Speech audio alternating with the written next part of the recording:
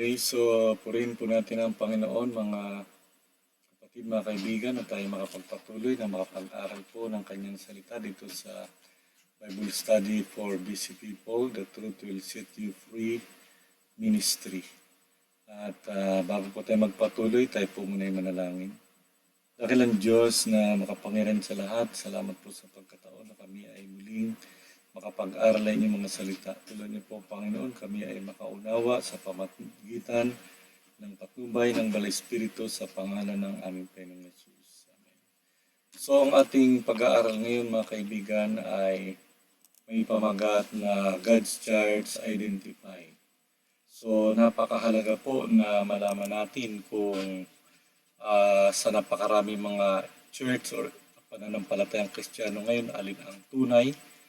At pag natuklasan natin ay maging kaanib tayo nito. So, ang banal na kasulatan ay nagbigay po sa atin ng mga talata, mga palatandaan, paano natin makilala ang tunay na iglesia.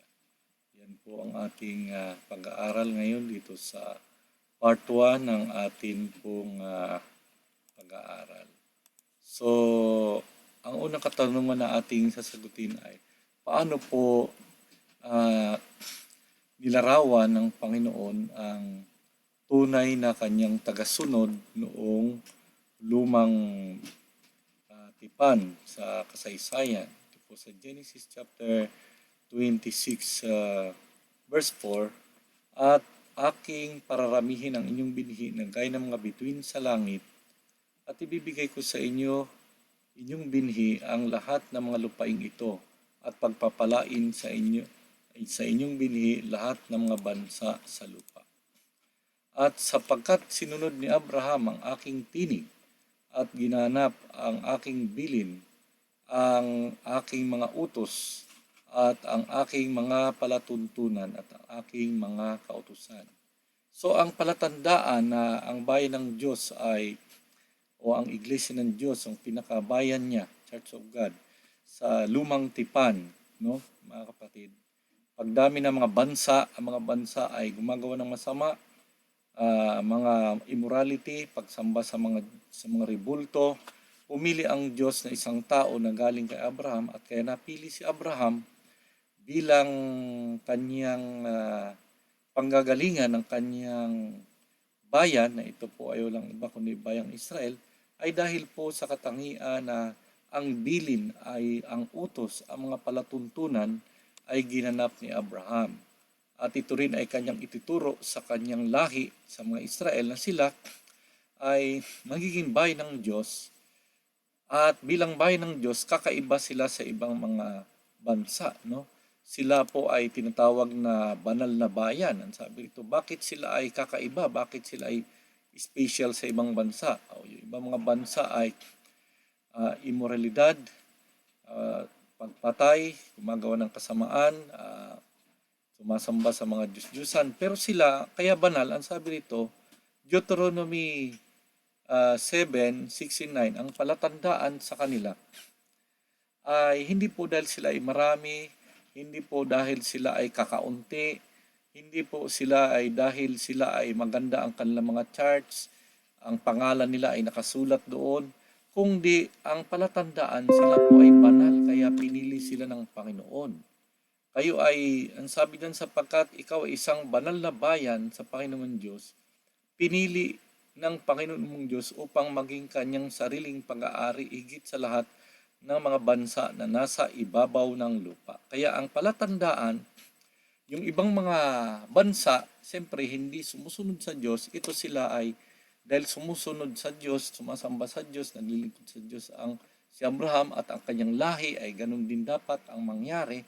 Kaya sila banal, pinili, ay kakaiba, special sila dahil sila ay sumusunod sa kalooban ng Diyos.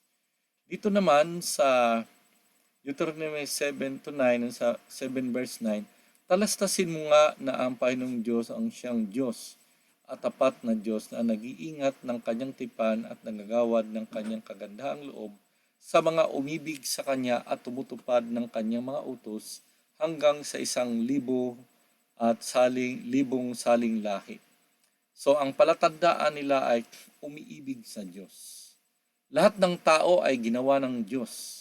Pero yung iba hindi kumikilala, hindi sumusunod sa utos ng Diyos, ibang mga bansa, hindi umiibig sa Diyos. Pero ang Israelita kaya galing kay Abraham, pinili bilang bayan ng Diyos kasi umiibig sa Diyos, tumutupad sa kanilang utos, sa kanyang utos. Siyempre, pag wala kang pag-ibig sa Diyos, hindi mo naman susundin ang utos niya. Kaya ang palatandaan ay mayroong pag-ibig sa Diyos ang tunay na bayan sa panahon sa lumang tipan. Pagdating ng ating Panginoong Hesus, nagkaroon po ba ng pagbabago? Binago po ba ang palatandaan? Dito po ay yung palatandaan garon pa rin.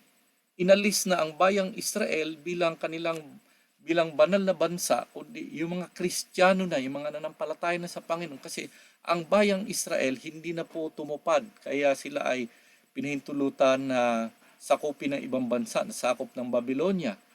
Nagbangon ngayon ang Panginoong Hesus ng panibago, pero ito yung mga Kristiyano, ito yung nanampalataya, pero ang pinakapalatandaan kaya sila ipinili, ang sabi rito, sa mga alagad, yung mga alagad na tumanggap sa Kanya, kung ako'y inyong iniibigay, tutuparin ninyo ang aking mga utos. So, walang pagbabago.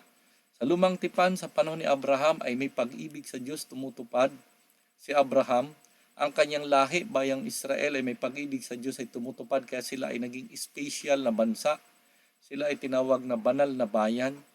Pagdating ng ating Panginoong Hesus, sapagkat hindi na po nagagampanan ng mga Israelita ang tungkulin ng pag-ibig, pagtupad sa utos ng Diyos, nagbangon ang Panginoon ng panibagong mga alagad o iglesia sa panahon niya, at ang palatandaan ay hindi nagbago, ganun pa rin tungkol sa pag-ibig sa Diyos, pagtupad ng kanyang kautusan, ang palatandaan na sila ay bayan ng Diyos.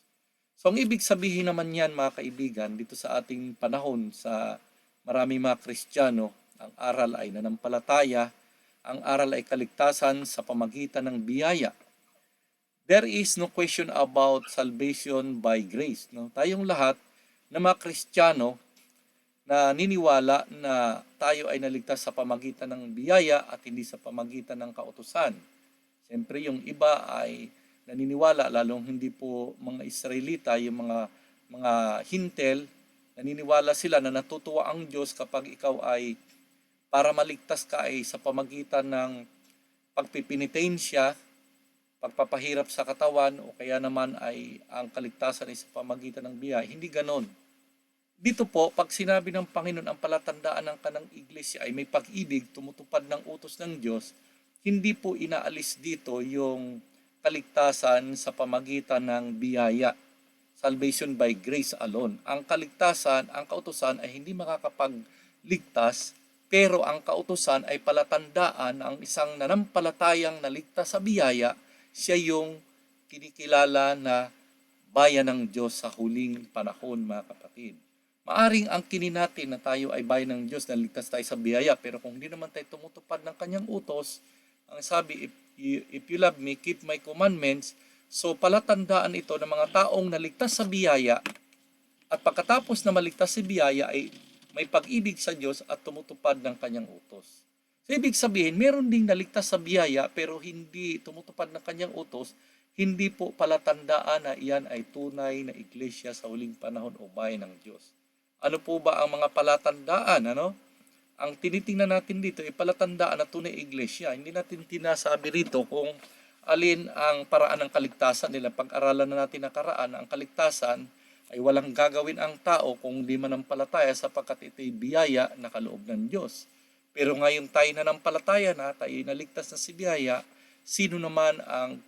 ano naman ang palatandaan ng tunay na iglesia sa sangayon po sa banal na kasulatan? Pahayag 12:17 ang sabi ay, nagalit ang dragon sa babae at umalis upang bumaka sa nalabi ng kanyang binhi na nagsisitupad ng utos ng Diyos at may patotoo ni Jesus. Ibig sabihin, yung babae kumakatawan po sa iglesia sa huling panahon. Yung iglesia sa huling panahon, ibig sabihin yung nanampalataya sa Panginoong Hesus sa huling panahon na naligtas sa biyaya, ay merong nalabi. Ibig sabihin yung iba hindi na tumutupad ng utos ng Diyos. Mga tradisyon, mga salit-sabi ng tao, mga wala sa Biblia, yun ang sinusunod, wala na sa Bible. Pero, may nalabi. Ibig sabihin, may natirang, bagaman ang iglesia sa huling panahon ay hindi na sa Bible ang mga pinagbabatayan, o kaya naman ay pinaghalong mayroong sa Bible at mayroong wala sa Bible na pinagbabatayan ng pananampalataya, may nalabi, may mga taong hindi sumunod sa paglabag. May mga taong hindi sumamba sa hayop o tumanggap ng mga hindi sumamba sa rebulto at hindi tumanggap ng mga aral na wala sa Biblia, kaya nalabi. At ito po yung tumutupad ng utos ng Diyos at may patutunay. So ibig sabihin, pinanatiling ang kanilang batayan ng pananampalataya ay sa banal na kasulatan. Ang kanilang mga aral ay walang halong tradisyon, kundi kung ano lang ang sabi ng Biblia. Narito ang pagtsatsaga ng mga banal na nagsisitupad ng utos ng Diyos at may pananampalataya kay Jesus. Tayo po ay naligtas sa biyaya. Ang kautusan ay hindi makakapagligtas, subalit ang palatandaan ng tunay na iglesia ay ng mga banal ay may pagtsatsaga, tumutupad ng utos ng Diyos at may pananampalataya kay Jesus. Kinakailangan pong manampalataya, pero kung wala namang pagtupad, kulang po yan. Kinakailangan tumupad, kung wala namang pananampalataya, kulang din po yan. Kailangan magkasama ang tao na ligtas sa biyaya ay palataya. Pagkatas manampalataya ay tumupad, mga kapatid. Yan po ay palatandaan ng tunay na iglesia sa huling panahon na maliwanag na sinasabi po ng Biblia upang hindi tayo maligaw. Ano pa ang sabi ni Pablo dito sa 1 Corinto 3:15? Ngunit, kung ako'y magluwat ng mahabang panahon ay upang malaman kung paano ang dapat sa mga tao na ugaliin sa bahay ng Diyos, na siyang iglesia ng Diyos na buhay at haligi ng katotohanan. So ano po tawag ni Pablo sa iglesia sa huling panahon? Tinatawag na iglesia ng Diyos na buhay, haligi at suhay ng katotohanan. Ibig sabihin, ang iglesia ng Diyos, pinananatili ang katotohanan nasa banal na kasulatan sa Biblia na walang halo, na katulad ng iba ay hinaluan na po ng tradisyon, hindi na po iglesia ng Diyos yon, hindi na po iyon nagdadala ng katotohanan, mga kapatid. Ang nagdadala ng katotohanan ay may pag-ibig sa Diyos, tumutupad ng kanyang utos, pinanatili ang salita ng Diyos, ang Biblia na bilang batayan ng aral. Paano po nilarawan ni Kristo ang iglesia sa huling panahon? Gaano kalawak ito at anong mensaheng dinadala? Revelation 14:6 ay sinabi po dito, nakita ko ang ibang anghel na lumilipad sa gitna ng langit na may mabuting balita na walang hanggan upang ibalita sa mga nanahan sa lupa sa bawat bansa, angkan, wika at bayan. So sa huling panahon, inilarawan dito sa aklat ng Revelation o Apocalypse na ang iglesia ng Diyos sa huling panahon ay malawak, no? Pangbuong mundo, hindi lang pangbuong Philippines. No? Halimbawa, sabi natin, ang ating mga kapatid na Muslim, karamihan Muslim country lang, di ba? Ang mga kapatid natin na mga Buddhist, sa Buddhist country lang. Ano? Pero ang Christianity, ang Iglesia ng Diyos, mga kapatid, ay pabuong sanlibutan. No? Dinadala ang pabalita sa lahat ng lugar upang makilala ang Panginoon. Ano naman po ang pabalita na dinadala? Ang sabi diyan, ang pabalita na dinadala ay pabalita ng 3 anghel. Nakita ko ang ibang anghel na lumilipad sa gitna ng langit. May mabuting balita na walang hanggan na binabalita sa bawat angkan, wika at bayan.